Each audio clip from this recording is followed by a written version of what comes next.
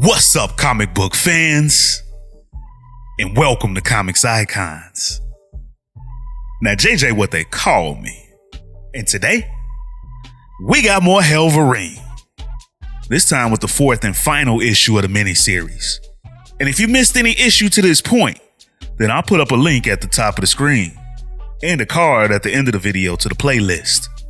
But when we left off with this series, Akihiro, the son of Wolverine, also known as Daken, had ended the issue once again without life after Logan had taken away the demon Bagger Ghoul, thinking that he was healing his son's pain. So if you guys are anxious to see the final fate of Daken and what happens with the Destroyers now that their squad leader is joined on with Project Hellfire, then you guys know what time it is. Let's get it. So we kick this issue off at the Pentangle as Lieutenant Townsend comes out of the oven extra crispy. And even though he's been told to wait on General Harms' return before heading out, Townsend is impatient and he's not interested in waiting. And then we pick back up with Wolverine as he holds Daken's lifeless body. See, without Bagger Ghoul, Akihiro couldn't survive, and now his body is once again beginning to decay. And now once again, Wolverine was a reluctant host to Bagger Ghoul. He had only allowed the transfer because he wanted to take away his boy's pain. And for a brief moment, Wolverine even pondered if it would be better for his son to remain lifeless instead of living with this curse. But with the demon now bonded to Wolverine, he saw, felt, and knew things that didn't belong to him. And he understood that something had shifted with Bagger Ghoul. The demon hadn't quite been tamed, but it was altered from his time split with Wolverine. And the compulsion to cut, hack, and kill was still there, but it was reserved for those who were truly evil. In a way similar to the struggle that Logan himself had dealt with his whole life.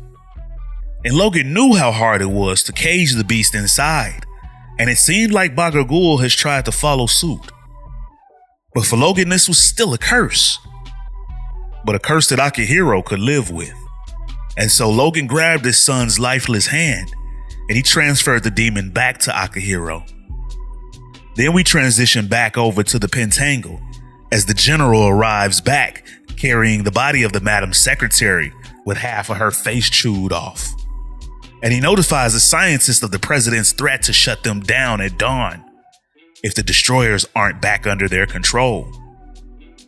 And he wants her to fix the secretary. He wants the power of hell channeled into the leadership of this country. Then we transition back to Wolverine, who's with the now once and again resurrected Akihiro, who can't seem to eat enough food to fill up. Kind of like he's got a hole inside of him, he tells his pops. But Logan tells him that once he does fill up, then it's time for them to skate and leave all of this behind. But Akihiro refuses. This is his mission, and he needs to see it through. But Logan warns him that if he goes down this road, he could become the next Weapon X. But Akihiro promises not to let that happen. Plus, now that Logan has told him the truth about the soldiers turned destroyers, he can't just walk away. And he's honestly disappointed that Logan doesn't feel the same way.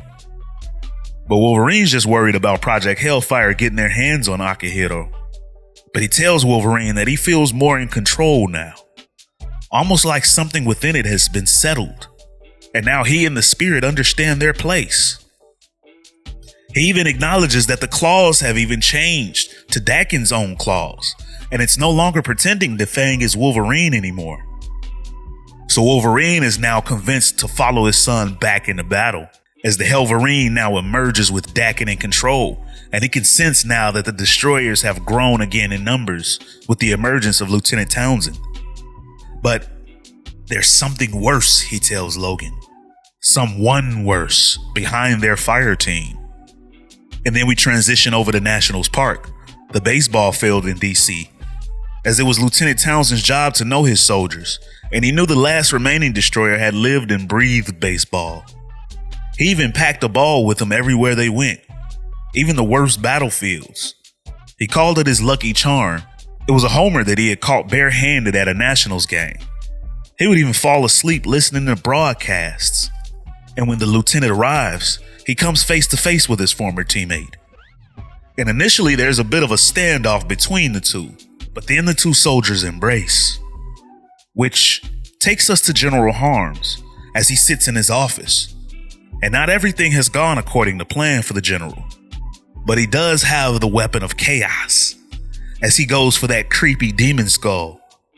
See, Harms had listened to the whispers that came from the demon skull, those greedy, dark whispers that told him what to do next, as he then insists that his doctor begin the change in the secretary.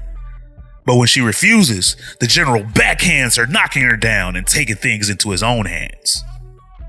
And then after some time passes, we pick back up with the general and the newly Hellfire resurrected Madam Secretary, as Hell had now gotten a taste of power and it wanted more of it. It wanted all of it. And if a demon could possess a body, then why not an entire country, Harms thought. But unbeknownst to him, the Hellverine and the Wolverine were hot on his trail, and they managed to catch up to the general and disable his vehicle, as the Hellverine has sensed the greater evil controlling the destroyers, while the Wolverine, meanwhile, decided to take out the Madam Secretary once again by dragging her face on the ground as he drove his motorcycle, and then tangling her hair inside of his tire and ending her once more. And now leaving the main event of the Hellverine versus General Harms. And the general uses this moment to address Bagher Ghul and remind him of Hell's hierarchy, just before he fires on him, telling Bagher Ghul to fall in line. But this time Akihiro is ready for Harms. Although this time he doesn't really have to fight, as Lieutenant Townsend shows up, and while Harms thinks that his destroyers are here for his backup, he's quickly put in line when they wrap up the general with Hellfire chains. The destroyers are here to fight back against Harms and will no longer take orders from him, and they use their Hellfire to put Harms down. And then the Hellverine comes in, and he hits Harms with his Scorpion fatality, and he breathes Hellfire right on the Harms, burning them down to a crisp. And then later on, we pick back up at the Pentangle, and it's Wolverine's intention to shut this place down permanently. But Akihiro has a better idea. There's no way to guarantee Project Hellfire wouldn't just start back up again, but they can guarantee that the right people are in charge of it, and suggests that Lieutenant Townsend run it now, which he happily accepts. Then as father and son ride off, Logan tells his son how proud he is of him, that he made something good out of something so ugly. But now it's time for Akihiro to figure out his next moves on his own, and he bids his father farewell until the next time they meet again.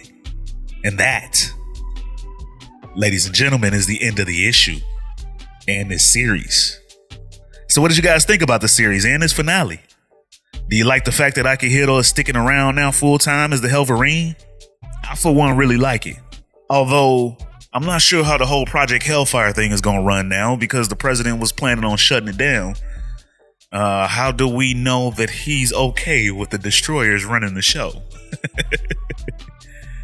But as far as Dakin though, this gives him a chance to stand out. Plus it gives him a righteous power up for now.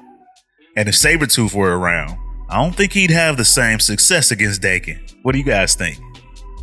And to all of the Dakin fans, I definitely want to hear from you guys on if you feel like they did the kid justice finally. You know I want to hear all your thoughts and theories down in the comments.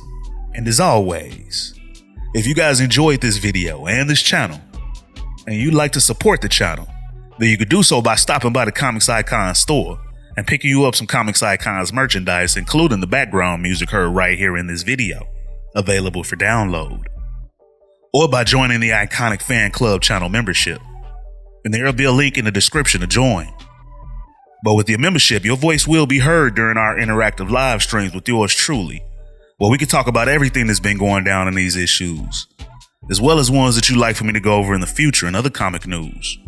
Plus, you guys will get loyalty badges, members shout outs, and up to 20% off of Comics Icons merchandise from the Comics Icons store. Plus, we've got tiers to the memberships as well, beginning at just 99 cents. Or you guys can donate to the channel with a super thanks.